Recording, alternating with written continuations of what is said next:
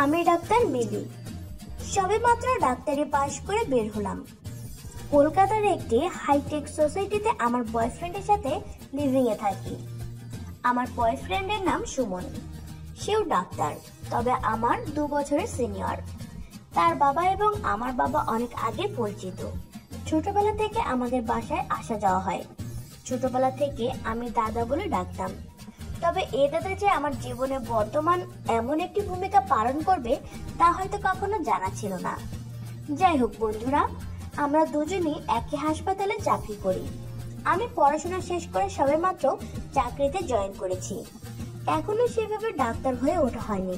একজন সিনিয়র ডাক্তারের অধীনে ইন্টার্নশিপ করার সুযোগ হলো। তিনি এই শহরের বিখ্যাত ডাক্তার কুমার দাস। আমার বয়ফ্রেন্ডেরও ভারী সুনাম আছে এই হাসপাতালে, আর হয়তো তার জন্য আমি একটু এক্সট্রা কেয়ার পেয়ে থাকি। বর্তমানে সে একজন সিনিয়র ডাক্তার, তাই তার অধীনে বেশ কয়েকজন ইন্টার্নশিপ করছে। তাদের মধ্যে মেয়ের সংখ্যাটাই বেশি। সারাদিনে অনেক চাপ নিয়ে কাজ করতে হয়, তারপর একসাথে বাড়ি ফেরা। বাসায় যে সব কাজ আমাদের দুজনকেই করতে হয়। অফিসে সে আমার বস হলেও বাড়িতে কিন্তু আমি তার বস। হয়তো ছোটবেলা থেকে আমার বাবা মা এবং সুমনের বাবা মা আমাদের দুজনকে একসাথে দেখতে চেয়েছিলেন।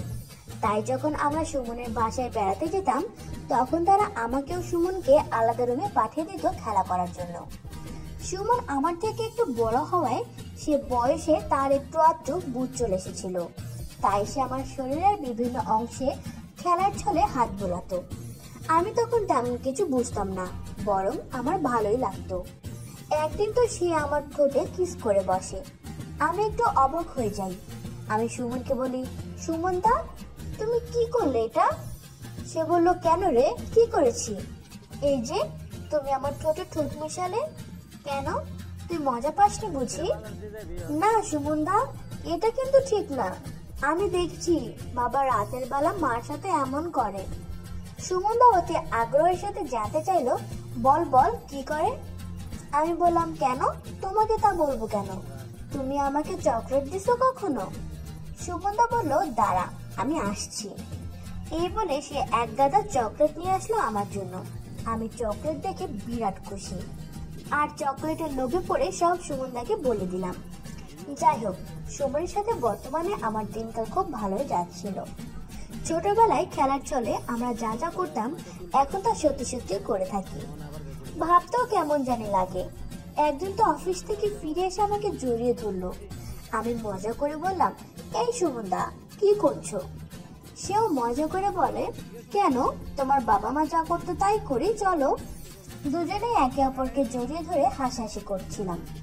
তারপর আমি বললাম, যাও ফ্রেশ হয়ে আসো, তারপর সব দিব। তবুও সে বাহানা করতে লাগলো।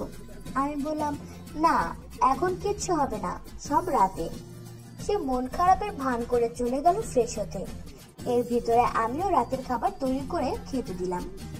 দুজনে খেয়ে নেটফ্লিক্সে একটি সিরিজ দেখছিলাম। রোমান্টিক একটি প্রেমের গল্প। হয়তো তা দেখে আমার সুমনের চেতনা জেগে উঠল। সে দেখে পিছন থেকে আমার কোমরে হাত বোলাচ্ছে। আমি কোনো বাধা দিলাম না। সে আস্তে আস্তে আমার পুরো শরীরে হাত বোলাতে লাগলো।